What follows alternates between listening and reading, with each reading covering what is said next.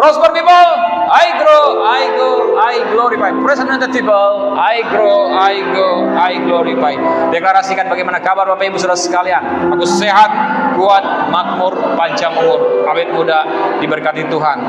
BFA, my church, my home. BFA, your church, your home. Katakan amin. Silakan duduk.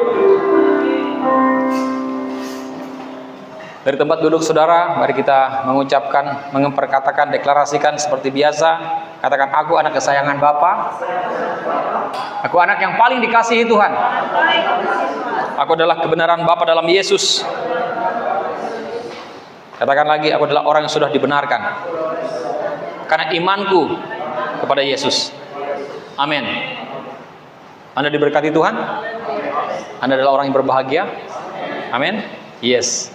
Hari ini saya mau bagikan bagaimana kita mengingat kebaikan Tuhan pada hati, ingatkan kebaikan Tuhan pada hati dan pikiran kita, ya.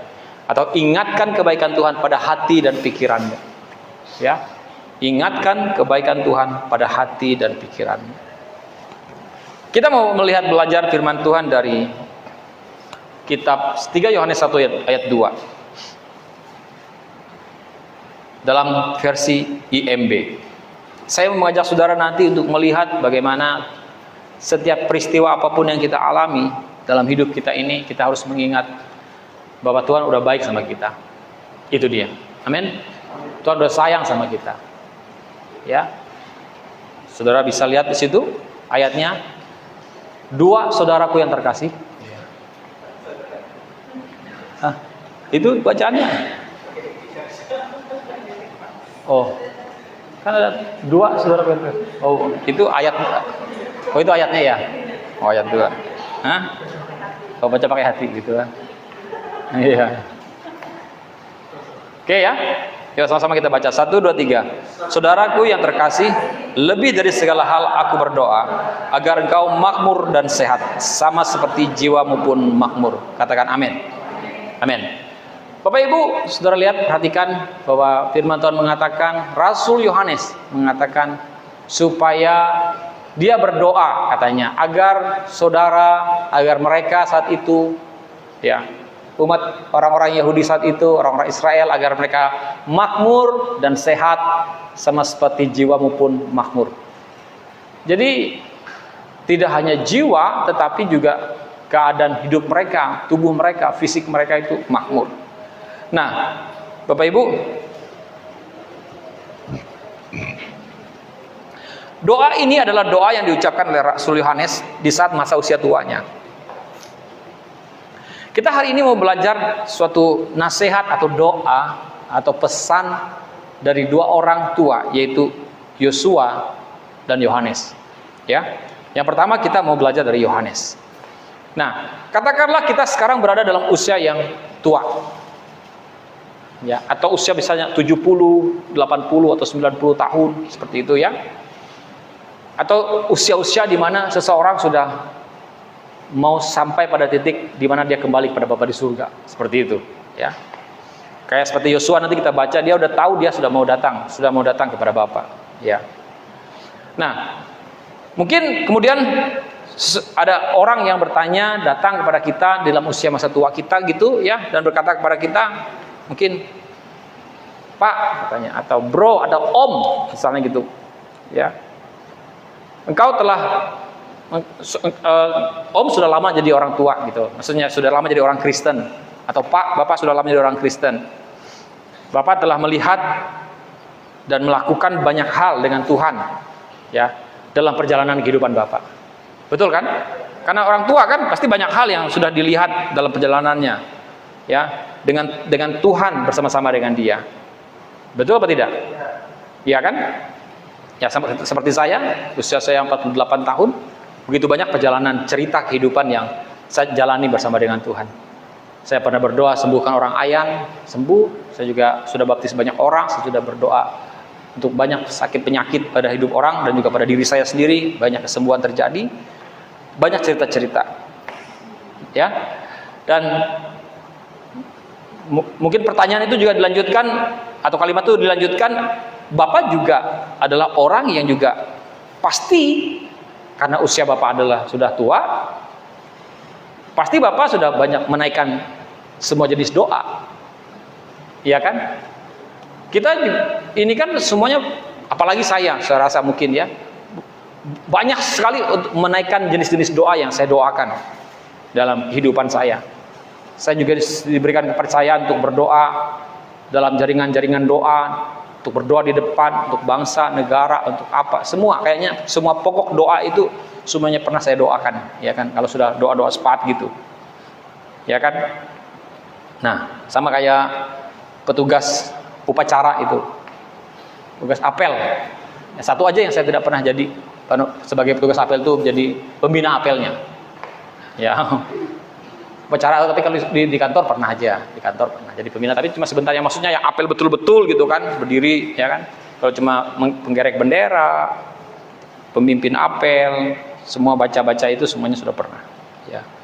Makanya menular ke anak-anak saya. Jadi jiwa pramukanya menular kepada kedua-duanya, kepada JF dan Ken. Jadi jiwa baris berbarisnya, jiwa leadership pemimpinannya itu menular kepada mereka, seperti itu. Ya, cuma satu hal saya kalah sama mereka, langkah tegap maju mereka yang sekarang ini saya nggak bisa, ya itu ya. Ya, langkah tegap maju yang setengah kontak yang saat ini saya belum bisa. Nah, iya, itu saya kalahnya sama mereka ya. Nah, gitu kan, setengah kontak gitu. Bisa, Ipur bisa? Kayaknya nggak bisa juga deh. Pokoknya yang jalur tua Dedi juga kayak susah dia, ya kan, setengah kontak. Kevin bisa, Kevin sudah belajar. Nanti Kevin ikut pramuka ya, nanti dibimbing sama kakak Ken, ya, sama abang Ken. Iya. Nah, ikut pramuka nanti untuk pramuka, dibimbing abang Ken, dibentuk, digembleng jadi pemimpin. Kevin ya, keren Kevin. Siap. Ya, gitu Kevin. Ya, jadi. Nah, itu saya kalahnya sama mereka berdua. Oke, nah, kemudian pertanyaan selanjutnya, sudah lama jadi orang Kristen, sudah banyak berdoa, ya kan, sudah banyak mengalami sesuatu dengan Tuhan. Pertanyaannya begini, jadi apakah yang akan saudara lakukan atau Bapak lakukan, ya, atau tempatkan pada prioritas utama yang tertinggi saat berdoa untuk orang lain, gitu kan? Apa? Coba selalu dengar doa orang tua. Apa yang menjadi prioritas utama dari doa orang tua? Ya kan, pasti dia berdoa untuk anaknya. Apa yang dia doakan? Anakku berigas, berhasil, ya kan? Semua itu. Doanya itu seperti itu. Nah, jadi Bapak Ibu, saya percaya Rasul Yohanes juga semacam seperti ditanyakan, ya, pertanyaan yang hampir sama dengan jawabannya, ya, seperti pertanyaan tadi. Apa jawaban daripada pertanyaan tadi? Apa yang menjadi prioritas utama didoakan? Yaitu tadi keberhasilan. Makanya Rasul Yohanes mengucapkan doa itu, dia katakan, saudaraku yang terkasih, lebih dari segala hal aku berdoa agar engkau makmur dan sehat, sama seperti jiwamu pun makmur. Oke, ada nggak dari kita di tempat ini yang menyangkal, yang membantah, yang menolak doa ini, yang tidak mau seperti ini? Ada nggak? Ada apa tidak? Yang menyangkal, yang membantah, atau yang menolak doa ini terjadi pada hidupnya? Ada atau tidak? Ada. Tidak ada ya? Artinya semuanya mau kan? Mau agar engkau makmur dan sehat, sama seperti jiwamu pun makmur, ya. Nah, ini yang didoakan oleh Rasul Yohanes, ya. Nah, Rasul Yohanes ketika dia menulis dalam surat 3 Yohanes ini, ia, Bapak Ibu, sudah menjadi sangat tua, dan mungkin satu-satunya dari ke-12 murid itu, ya, yang saat dia berdoa ini, dia satu-satunya masih hidup. Pertanyaan saya tadi pagi, ya, ada berapa? Oke, sebelum saya bertanya, semua murid Tuhan Yesus itu mati martir. Ya. Pertanyaannya, ada berapa yang mati martir? Ada berapa, El? Berapa muridnya yang mati martir, ada berapa orang? Kalau Yohanes tidak mati martir dia. Dia mati tua saja. Ada berapa orang? Dari 12 murid. Karena Ibu El nggak datang kan tadi pagi. Ada berapa orang? Jawab saja. Bu Rona, ada berapa orang? Hah? Ayo, ada berapa orang yang mati martir? Dari 12 murid. Hah? Yang mati martir. Tahu jawabannya? Ada 10 orang yang mati martir dari 12 murid. Satu orangnya bunuh diri, namanya Yudas Iskariot. Kan 12 kan? Satunya hidup, mati di usia tuanya. Dia mati di mana? Di Pulau Patmos. Namanya Yohanes. Opa Yohanes, Opa John. Ya. Opa John. Dia satu-satunya murid dari ke-12 murid itu yang ketika dia menulis ini diperkirakan dia masih hidup satu-satunya, sementara yang lain sudah mati. Dia yang masih beranjak, bertumbuh, bertambah usia semakin tua sampai tua. Yang lain mungkin tidak mencapai usia yang sangat tua. Ya. Kenapa? Karena mereka mati martir. Yohanes sempat hampir mati martir, digoreng hidup-hidup, tapi tidak mati. Dan dia akhirnya diasingkan, dia akhirnya pergi dia ke suatu pulau yang bernama Pulau Patmos, dan di sanalah dia mendapatkan pewahyuan, wahyu. Kitab Wahyu itu ditulis ketika dia ada di Pulau Patmos, dan beberapa tulisan-tulisannya juga didapatkan ketika dia ada di Pulau Patmos. Nah, jadi Bapak Ibu Saudara sekalian, sudah lama sekali sejak ia terakhir berjalan bersama-sama dengan Tuhan yang dikasihinya. Dia berjalan secara fisik, tubuh fisik ya, itu maksudnya. Dia kan orang yang hadir menyaksikan Yesus. Dia menyaksikan juga bagaimana Yesus Kristus mati di kayu salib. Betul? Dia satu-satunya yang menyaksikan kematian, penyalipan, dan bahkan kebangkitan Yesus. Bukan satu-satunya, tapi dia salah satu daripada orang itu yang hadir di semua peristiwa itu. Oke, sudah lihat, sudah tahu itu, dan dia adalah rasul bukan salah satu, tapi Alkitab menulis dia adalah rasul yang telah menyandarkan kepalanya ke dada Tuhan pada malam perjamuan terakhir. Dia sandar begini. Jadi Yohanes ditulis atau dicatat sebagai murid yang dikasihi. Sebetulnya Yohanes itu bukan murid yang paling dikasihi. Semua murid dikasihi Yesus. Hanya dia saja mendeklarasikan dirinya sebagai murid yang dikasihi. Itu yang harus saudara catat. Ini teologi yang harus kita perbaiki, harus kita ketahui. Bahwa Yohanes itu bukanlah murid yang paling dikasihi dari versi Tuhan. Tapi Yohanes adalah murid yang dikasihi dari versi Yohanes sendiri. Dia merasa dirinya adalah orang yang paling dikasihi. Kenapa dia bisa seperti itu? Makanya dia bersikap, karena dia merasa dikasihi, makanya dia bersikap seperti itu, menyandarkan kepalanya kepada Yesus.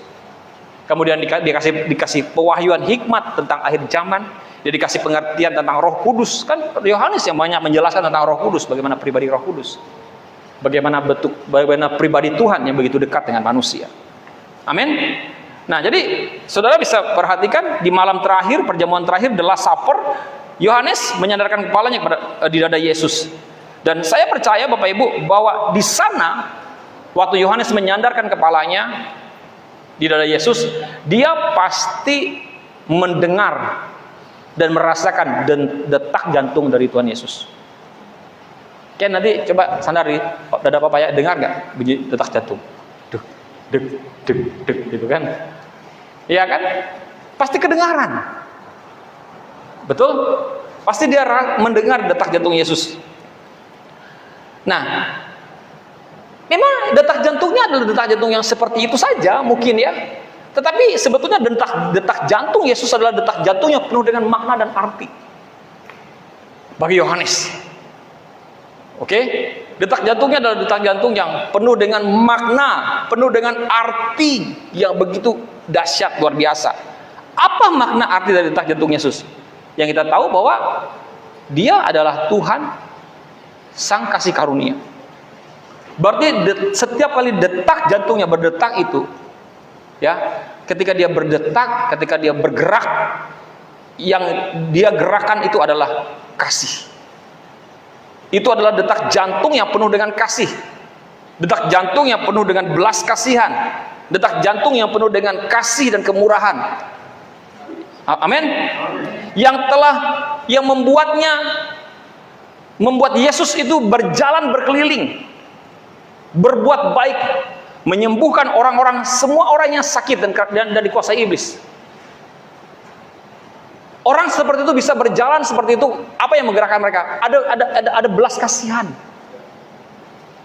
Saudara, kalau ada orang seperti itu, orang-orang seperti itu adalah chosen, the chosen, maksud saya, adalah orang yang terpilih. Dan Tuhan bukan hanya orang yang terpilih, dia adalah Tuhan. Tetapi dia bisa menaruh detak jantung itu kepada setiap hati manusia. Tapi syaratnya adalah apakah kita menjadi orang yang the chosen, atau kita menjadi orang yang mau dipilih, atau sebagai orang yang terpilih. Betul atau tidak? Coba saudara perhatikan. Kita gampang deh ya, misalnya kayak lihat kepala daerah yang lagi viral-viral, yang lagi bikin konten-konten seperti itu, yang memang betul-betul pure murni lahir daripada suatu hatinya, gitu kan? Bukan hanya untuk konten atau apa, tapi kan dia punya alasan kenapa dia bikin konten supaya orang tahu dia memang kerjaan itu seperti itu. Kalaupun nggak ada konten itu, dia akan tetap seperti itu. Dia nggak perlu untuk laporan bagaimana, itu maksudnya konten itu adalah sesuatu cara efektif untuk kasih tahu masyarakat bahwa dia kerja untuk tolong masyarakat. Itu maksudnya. Saudara paham maksud saya ya? Tapi orang yang nyinyir, yang mencibir dia, wah itu hanya konten aja, hanya buat reputasi, buat apa? Oke lah, terserah lah, masing-masing punya pendapat. Tetapi ada orang yang seperti itu, ya hati itu memang punya hati untuk masyarakat gitu loh. Punya hati untuk orang-orang, untuk tolong orang, untuk bantu orang, dan bahkan bisa nangis untuk lihat orang. Coba saja saudara berdiri dengan orang yang seperti itu, melihat satu peristiwa yang sama, dia bisa nangis, saudara nggak nangis. Saudara ngerti maksud saya?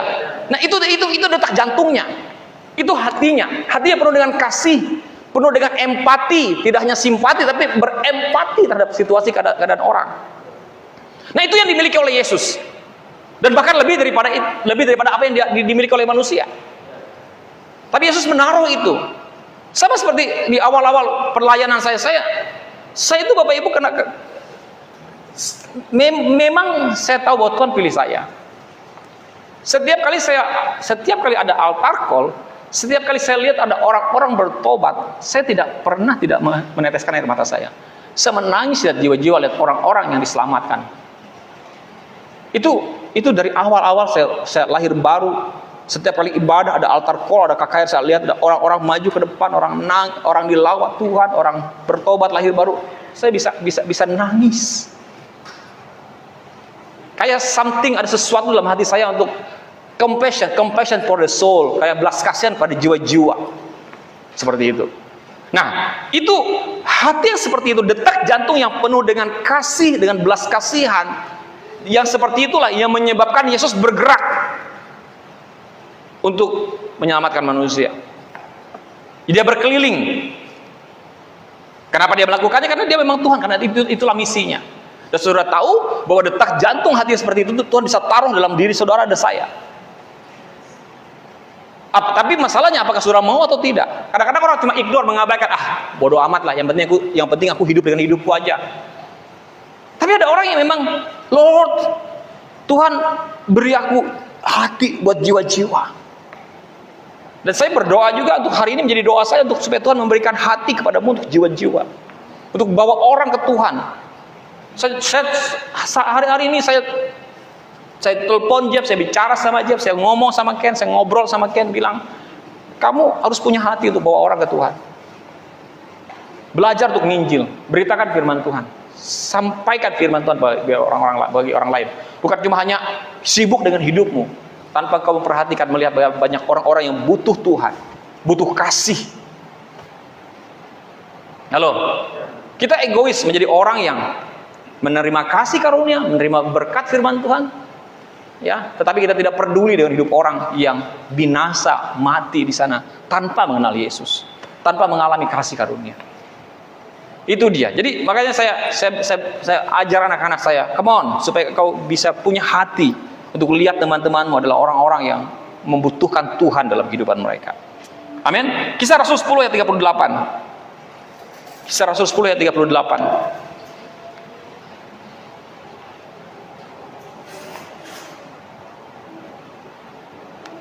Sudah? Baca sama-sama 1, 2, 3. Yaitu tentang Yesus dari Nazaret, bagaimana Allah mengurapi dia dengan Roh Kudus dan kuat kuasa. Yuk sama-sama baca 1, 2, 3. Dia yang berjalan berkeliling sambil berbuat baik dan menyembuhkan semua orang yang dikuasai iblis, sebab Allah menyertai dia. Bapak Ibu, Allah menyertai saudara? Amin. Yuk, mari kita berbuat baik. Mari kita berjalan menyembuhkan orang sakit, menyembuhkan orang, mengusir setan yang dikuasai oleh orang, mengusir setan yang menguasai orang-orang. Duit, lakukan itu. Ingat firman Tuhan katakan, pergilah jadikanlah semua bangsa muridku, dan baptislah mereka dalam nama Bapa, Anak, dan Roh Kudus, dan aku akan menyertai kamu senantiasa sampai kepada akhir zaman. Pergilah, ajarlah, baptislah, and I will guide you, dan aku akan menyertai engkau. Sama seperti ini, sebab Allah menyertai Yesus, dan Yesus menyertai saudara dan saya. Amin. Saya mau mengajak saudara untuk melihat ini, melihat bagaimana dia adalah Bapa yang baik, dia adalah Tuhan yang baik, ya, yang sudah menyelamatkan saudara, memberkati, menolong hidupmu. Jadi jangan biarkan itu hanya dinikmati oleh dirimu, tapi biarkan orang juga menikmatinya. Saudara bisa melihat, bahkan dalam 2/3 pelayanan Yesus di bumi itu berhubungan dengan menyembuhkan orang sakit. Saudara sepakat itu? Amin. 2/3 pelayanan Tuhan Yesus di bumi ini berhubungan dengan menyembuhkan orang sakit, mengusir setan. Amin. Dan saudara perhatikan, sekarang pada akhir kehidupan Yohanes dan segala sesuatu yang telah ia dengarkan, Yohanes dengarkan, ya, apa yang dia lihat, apa yang Yohanes alami, ya, apa yang dia lakukan. Yohanes mengutamakan di atas segalanya, di atas segala sesuatu. Apa yang dia utamakan? Kesehatan dan kemakmuran.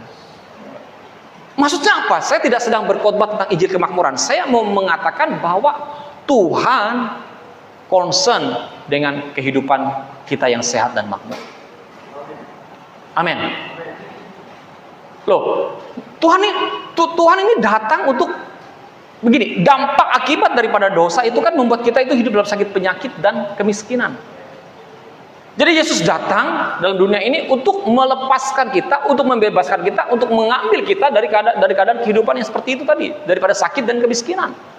Jadi tujuannya apa? Makanya Yohanes berdoa agar engkau makmur, agar engkau sehat, jiwamu makmur, tubuhmu baik, sehat. Amin. Amin. Jadi saudara lihat, jadi Rasul Yohanes mengutamakan di atas segalanya itu, daripada semua doanya, apa? Dia katakan sehat dan juga makmur. Amin. Amin. Dia berkata, lebih dari segala hal aku berdoa agar engkau makmur dan sehat, sama seperti jiwamu pun makmur. Amin. Jadi itu yang Tuhan inginkan. Jadi saudara harus mengerti bahwa dia adalah Bapa yang baik, dia mengenal saudara, dia mengerti saudara, dia berjanji kepada saudara. Kan janjinya bahwa aku datang memberi hidup supaya kamu hidup dalam segala kelimpahan. Pencuri datang untuk mencuri, membunuh dan membinasakan, tapi aku datang, kata Yesus, untuk memberi hidup. Pencuri apa? Dia mencuri kesehatanmu. Iblis apa? Maksud saya, iblis apa? Dia datang untuk mencuri kesehatanmu. Dia mencuri kebahagiaanmu. Itu yang iblis lakukan. Dia berusaha mencuri kesehatan kita, dia mencuri kebahagiaan kita, dia mencuri sukacita kita. Itu yang dia lakukan setiap hari. Dia berusaha untuk mencari celah. Amin. Setelah dia curi, terus apa dia lagi? Membunuh. Kemudian apa? Dia binasakan. Kalau sudah binasa itu habis, dibinasakan, lenyap, genosida, kayak menghancurkan suatu bangsa gitu, dihapuskan dari muka bumi ini, dibinasakan. Tapi Tuhan Yesus mengatakan di dalam ayat yang sama, Dia katakan, aku datang untuk memberi hidup, supaya kau hidup dalam segala kelimpahan. Artinya apa? Yesus mengembalikan apa yang dicuri iblis melalui dirinya. Apa yang tenggelam, kapak yang tenggelam, kapak nabi itu muncul kembali oleh karena sepotong kayu yang dilempar oleh Nabi Elisa. Apa yang tenggelam dalam kehidupanmu akan dimunculkan kembali oleh salib Kristus. Amin. Jadi Bapak Ibu Saudara sekalian, Rasul Yohanes mengenal detak jantung Tuhan Yesus. Ia mengetahui bahwa Tuhan menginginkan dan akan selalu menginginkan kesehatan dan kemakmuran untuk umatnya, untuk anak-anaknya. Amin. Tuhan Yesus, Bapak Ibu, mengutamakan kesembuhan ilahi selama pelayanannya di bumi ini. Jadi kalau kita sehat, sembuh, itu menjadi bagian saudara. Amin. Itu sesuatu yang memang wajar engkau alami. Beberapa waktu yang lalu saya katakan, kenapa kenapa firman Tuhan di tulisan para rasul itu tidak banyak menuliskan tentang mujizat kesembuhan. Tetapi kenapa pelayanan Yesus begitu banyak mujizat kesembuhan? Saudara sudah tahu itu. Karena apa? Karena di dalam ketika dicerita kisah para rasul, tulisan-tulisan para rasul, Roh Kudus sudah tinggal dalam hati kita, dalam diri kita. Artinya apa?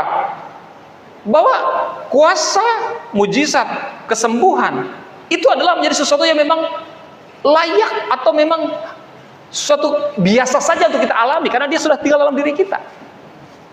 Berbeda kalau perjanjian dalam cerita waktu Yesus masih hidup, berjalan-jalan di muka bumi ini, orang harus berjumpa Yesus dulu. Yesus harus mendoakan mereka dulu. Ya kan, harus bertemu dengan sang kasih karunia itu, sang jawaban doa itu, harus bertemu dengan sang penyembuh itu. Tapi kita hari ini sang penyembuh itu sudah ada dalam diri kita kok. Ya kan, sang penjawab doa itu ada dalam diri kita. Penolong itu sudah ada dalam diri kita, tinggal dengan diri kita. Amin. Makanya firman-firmannya banyak berbicara tentang mengubah karakter saja. Tulisan-tulisan mereka tentang bagaimana supaya hidup berdamai, hidup baik, menabur, memberi, ya, tidak takut, tidak khawatir. Itu kan yang ditulis mereka kan. Banyak di bagian-bagian perubahan karakter, perubahan changing mind, pembaharuan pikiran. Karena itu satu bagian yang memang salah satu yang pernah saya bagikan, hal yang tersulit yang dilakukan Tuhan, walaupun Tuhan bisa melakukannya, tetapi untuk mengubah itu butuh keputusan saudara. Saudara harus memutuskan untuk berubah. Karena apa? Karena saudara punya kehendak bebas. Kehendak bebas yang ditaruh Tuhan dalam kehidupanmu, dalam dirimu itulah yang kau pakai untuk memutuskan kau berubah atau tidak. Dan Tuhan tidak bisa ganggu gugat itu, karena itu sudah dia taruh dalam dirimu untuk memutuskan. You want change, kau mau berubah atau tidak? You want to change or not? Berubah atau tidak? Terserah kita. Amin. Nah, oleh sebab itu Bapak Ibu, hari ini saya mau sampaikan kepada saudara untuk kita mengerti bahwa Tuhan Yesus telah mengutamakan kesembuhan ilahi selama pelayanannya di muka bumi ini. Amin. Dan Yesus yang sama, baik kemarin, hari ini, dan sampai selama-lamanya akan melakukan hal yang sama untuk Anda di waktu ini. Amin. Yuk kita lihat Ibrani 13 ayat 8. Ibrani 13 ayat 8. Kita baca sama-sama. Saudara harus tahu Tuhan yang kita punya hari ini. Sama-sama kita baca. 1, 2, 3. Yesus Kristus tetap sama, baik kemarin maupun hari ini, dan sampai selama-lamanya. Amin. Tuhan Yesus tidak berubah, tidak berubah, tidak berubah. Tuhan Yesus tidak berubah, tidak berubah selama-lamanya. Yesus Kristus tetap sama, baik kemarin maupun hari ini, dan sampai selama-lamanya. Ingat, yang tidak berubah itu hanya ada pada Tuhan. Oke? Saya sudah sering kali katakan ini, manusia kita harus berubah. Kalau saudara tidak berubah, saudara mencuri kemuliaan Tuhan. Loh, karena yang tidak berubah itu kan punya Tuhan, kan hanya Tuhan kan? Saya sambil bercanda maksud saya. Ya, saudara mencuri apa yang jadi milik Tuhan. Betul atau tidak? Saya tiba-tiba dapat hikmat ngomong kayak gitu. Betul atau tidak? Kan hanya Tuhan yang tidak berubah. Manusia harus berubah. Kalau kita tidak berubah, berarti kita telah mencuri kemuliaan Tuhan. Amin. Ya, bercanda tetapi itu serius. Ya, jadi artinya Bapak Ibu apa? Hati Tuhan berdetak untuk selalu mengasihi saudara. Amin. Wih, saya betul-betul itu terus-menerus menyadarkan diri saya bahwa saya itu adalah anak yang dikasihi. Saya mau juga saudara bisa sampai pada titik-titik di mana seperti itu. Saudara dikasihi, disayangi. Jadi apapun kesusahan, kesulitan kita pasti Tuhan tolong, selesaikan semuanya karena kita dikasihi. Amin. Yesus tidak akan pernah membuang kesempatan untuk melakukan kebaikan kepada saudara. Amin. Tuhan Yesus, Bapa yang baik. Amin. Dia tidak akan pernah membuang kesempatan untuk melakukan kebaikan kepada saudara dan saya. Amin. Dia tidak pernah membuang kesempatan untuk menyembuhkan tubuh saudara yang sakit. Amin. Amin. Dia tidak membuang kesempatan untuk menyembuhkan saudara. Ya. Dia tidak akan membuang kesempatan untuk menyembuhkan bekas-bekas luka batin dan keadaan jiwa kita atau roh kita yang lelah. Dan dia tidak akan membuang kesempatan untuk melakukan kemakmuran untuk hidup saudara dan saya. Amin. Kita mungkin gak lihat hari ini, tetapi percayalah, kita akan lihat nanti. Karena dia tidak akan menyia-nyiakan itu. Amin. Nah, ini yang saudara harus lihat, harus saudara mengerti. Artinya apa? Keberhasilan yang terbaik yang bisa kita terima adalah ketika kita bersatu, ya. Ketika kita tidak jauh dari keluarga. Amin. Karena seringkali Bapak Ibu Saudara sekalian ada orang yang mendapatkan suatu kesuksesan dalam secara materi, tetapi jiwanya tidak baik. Jiwanya tidak normal, jiwanya tidak sehat. Hidup penuh dengan rasa ketakutan. Berpisah jauh dari keluarga, dari rumah tangga. Berpisah jauh dari istri dan anaknya. Ada orang seperti itu. Dan jika memilih seperti itu bukan karena apa, tapi karena memang pilihan hidup seperti itu. Tapi saya percaya bahwa ada Tuhan yang mampu menolong saudara untuk bisa bersatu kembali. Tapi ada orang yang memilih untuk terus-menerus sampai hidupnya seperti itu karena ada pilihan-pilihan yang lain. Amin. Tapi saya percaya kalau kita berdoa, Tuhan tolong bantu kami. Saya sebenarnya sedang bantu satu jemaat Palangkaraya untuk mengurus kepindahan yang sudah bayangkan udah lama, udah 11 tahun dia bekerja di hilir sana, ya, di daerah transmigrasi di hilir Katingan sana. Ya. Dan tiba waktunya memang dia harus kembali dan bersatu dengan istri dengan suami dan anak-anaknya. Dan dia dapat rekom dan disetujui untuk pindah kembali sesuai dengan apa yang dia inginkan. Lagi diproses, diurus. I pray, aku berdoa agar semuanya lancar. Amin. Seperti itu. Ada juga teman saya tadi pagi saya ceritakan, dia bekerja ya begitu bertahun-tahun dengan cara hidup yang seperti itu. Sibuk jauh dari keluarga, tidak bisa pernah pelayanan, tidak bisa melayani, ya, tidak bisa terlibat dalam pelayanan gereja. Akhirnya waktu saya ulang tahun dia telepon saya, dia cerita bagaimana dia sudah resign, berhenti dari pekerjaan yang lama, bekerja di tempat yang baru, dan tempat yang baru ini supaya alasannya apa? Supaya bisa dekat dengan keluarga, ya. Ya hasilnya tidak seperti yang sebelumnya. Pasti kalau seperti itu tuh tidak seperti yang sebelumnya didapatkan. Tapi oke lah, nggak apa-apa lah. Yang penting yang tadi saya katakan bahwa keberhasilan yang baik itu adalah ketika keberhasilan itu tidak menjauhkan kita dari keluarga kita. Kemudian dia bisa pelayanan, dia bisa dipilih lagi untuk menjadi berjemaat di satu berkomitmen dari salah satu sebuah gereja yang cukup terkenal di Indonesia ini, dan dia ditunjuk untuk jadi pemimpin sel di situ, gembala sel grup, anaknya juga ditunjuk untuk jadi gembala sel anak gitu. Nah, jadi memang orang ini adalah orang berpotensi luar biasa, teman saya, ya, waktu zaman saya kuliah dulu. Amin. Nah, jadi Bapak Ibu Saudara sekalian, ingat ketika sudah mengalami kesusahan, kesulitan dalam kehidupanmu, ingat bahwa Tuhan adalah Bapa yang baik. Dia adalah Tuhan yang menginginkan hidupmu makmur. Dia Tuhan adalah yang menginginkan hidupmu sehat. Makanya tadi saya katakan, ingatkan dirimu, ingatkan Bapak Ibu, ya, ingatkan dirimu bahwa Tuhan itu baik.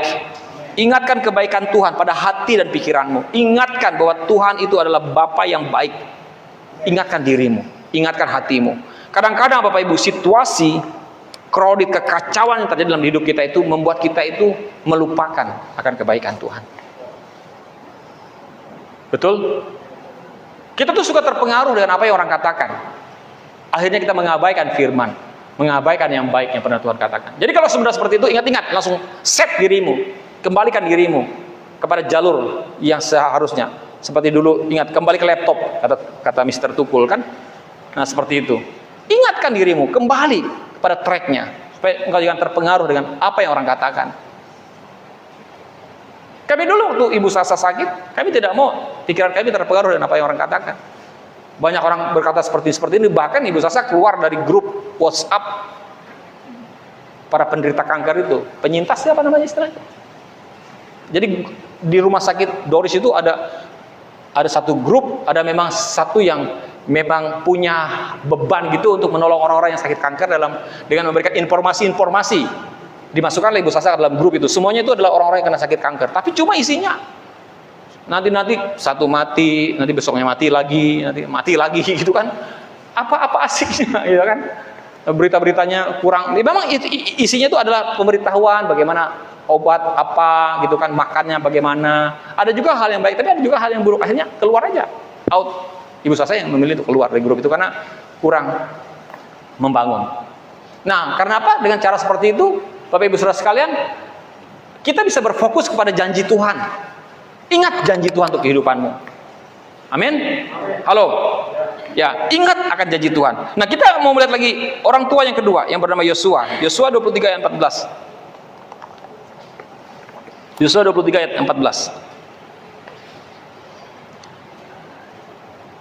Yuk kita baca sama-sama. 1, 2, 3. Maka sekarang sebentar lagi aku akan menempuh jalan segala yang fana. Sebab itu insaflah dengan segenap hatimu dan segenap jiwamu, bahwa satu pun dari segala yang baik yang telah dijanjikannya kepadamu oleh Tuhan Allahmu tidak ada yang tidak dipenuhi. Semuanya telah digenapi bagimu. Tidak ada satupun yang tidak dipenuhi. Jadi segala sesuatu yang baik itu semuanya digenapi. Tidak ada satupun yang tidak digenapi. Itu kata Yosua kepada umat Israel, bahwa Tuhan menyiapkan, memberikan segala sesuatu yang baik, dan segala sesuatu yang baik itu tidak ada satupun yang tidak digenapi. Amin. Ayat 15. 24 ayat 15. Yosua 24 ayat 15. Tetapi jika kamu anggap tidak baik untuk beribadah kepada Tuhan, pilihlah pada hari ini kepada siapa kamu akan beribadah. Allah yang kepadanya nenek moyangmu beribadah di seberang sungai Efrat, atau Allah orang Amori yang negerinya kamu diami ini. Tetapi aku dan sisi rumahku, kami akan beribadah kepada Tuhan. Jadi Yosua mengatakan bahwa, lihat bahwa tidak ada yang segala sesuatu yang baik ini, tidak ada yang tidak digenapi Tuhan. Apa yang kau doakan, apa yang kau harapkan, inginkan. Oke? Come on. Jangan berhenti untuk berdoa. Tuhan mengajar kita untuk tidak jemu-jemu untuk berdoa. Karena firman Tuhan juga, Tuhan yang disembah oleh Yosua adalah Tuhan yang sama yang kita sembah hari ini. Amin. Namanya Yahweh, Jehovah, Elohim, Adonai. Itu yang mereka sembah, dan kita juga menyembah Tuhan yang sama. Dan dikatakan tidak ada satupun yang tidak digenapi. Oleh sebab itu dia katakan, pilihlah kepada siapa kamu beribadah. Dan Yosua mengatakan, I choose, dan sisi rumahku aku memilih untuk beribadah kepada Tuhan. Dalam terjemahan, dalam tulisan itu Tuhan huruf besar. Dalam terjemahan aslinya itu tulisan itu adalah Yahweh. Amin. Jadi Tuhan Allah Israel. Makanya dia huruf besar, T-U-H-A-N itu huruf besar semuanya. Nah makanya Yosua berkata, pilihlah untuk menyembah kepada Tuhan Allahmu. Di Yosua 1 ayat 8 kita bisa lihat, Yosua menyuruh kita untuk mengingat. Sama-sama kita baca, 1, 2, 3. Janganlah engkau lupa memperkatakan kitab Taurat ini, tetapi renungkanlah itu siang dan malam, supaya engkau bertindak hati-hati sesuai dengan segala yang tertulis di dalamnya. Sebab dengan demikian perjalananmu akan berhasil dan engkau akan beruntung. Janganlah engkau lupa memperkatakan kitab Taurat ini, tapi renungkanlah itu siang dan malam. Apa maksud Yosua, Bapak Ibu, dalam ayat ini? Dia tuh suruh kita untuk jangan lupakan akan janji Tuhan. Makanya judulnya ingatkan dirimu. Ingatkan dirimu akan kebaikan Tuhan. Ingatkan kebaikan Tuhan pada dirimu, pada hatimu, pada pikiranmu.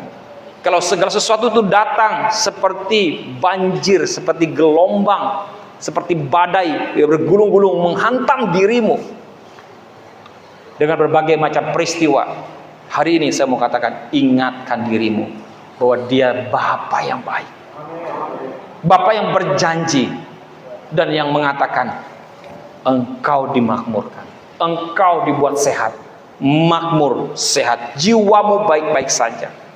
Katakan amin. Amin. Jadi saudara bisa lihat itu. Nah, saya mau ngajak saudara untuk mengingat sebuah cerita yang bernama seseorang yang bernama Mephibosheth. Ya, kalau kita bisa belajar dari Yosua tadi, kalimat-kalimat Yosua di dalam Yosua 23, 24 tadi, itu berbicara tentang finishing well, orang yang menyelesaikan pertandingan akhir, menyelesaikan dengan baik. Ya, finishing well. Saya tidak, tadi pagi saya putar satu video, sore ini saya tidak memutar video itu, saya cerita saja ya. Namanya John Akhwari, seorang pelari dari Tanzania. Betul? Dia dikirim untuk mengikuti sebuah lomba apa ya? Olimpiade atau apa? Maraton atau lomba lari. Ya, ke Meksiko. Saya tadi lupa apa itu lombanya, ya. Nah, di awal-awal lomba itu dia punya masalah, ada cedera di kakinya dan itu membuat dia harus, negaranya berharap dia bisa menang dan membawa medali emas. Tetapi ternyata dia mengalami cedera. Orang pikir, ya udahlah, kalau kita pikir udahlah menepi aja lah, udah dia berhenti aja, nggak mungkin bisa menang juga. Tapi dia berjuang terus sampai kepada garis finish. Walaupun itu orang sudah sampai semuanya, penonton udah pada bubar, bahkan dari beberapa cerita itu yang saya juga lihat itu, bahwa bahkan lampu-lampu itu sudah mau dimatikan stadion itu, apa tempat finish itu. Tapi dia tidak berhenti untuk berlari, sampai kakinya pun harus diperban, mungkin ada dibantu, ada tim medis membantu dia memperban kakinya. Tapi dia berlari dan akhirnya dia sampai finish. Orang bertanya, kenapa kamu harus melakukannya?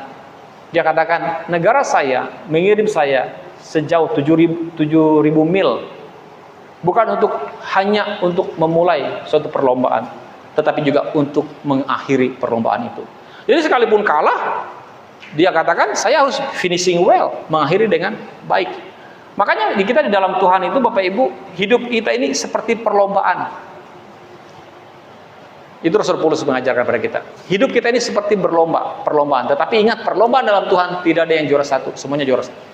Tidak ada juara 1, 2, 3, 4, 5 gitu, atau harapan 1, 2, 3, 4. Nggak ada, semuanya juara 1. Amin. Lombanya semuanya juara 1. Jadi kalau saya lebih duluan selesai, finishing well, juara 1. Nanti kamu yang lagi belakangan, finishing well. Jadi semuanya berlomba dalam satu pertandingan. Seperti seorang petinju, seperti seorang olahragawan, seperti seorang tentara yang berlatih, mengakhiri semua pertandingan perlombaan itu. Jadi dalam perlombaan-perlombaan itu saudara bisa mengalami cedera seperti yang dialami oleh John Akhwari tadi, seperti Derek Redmond yang juga sama, dia juga putus otot hamstringnya, kakinya, dia harus dibopoh oleh papahnya untuk menyelesaikan finishing well, mengakhiri pertandingan itu.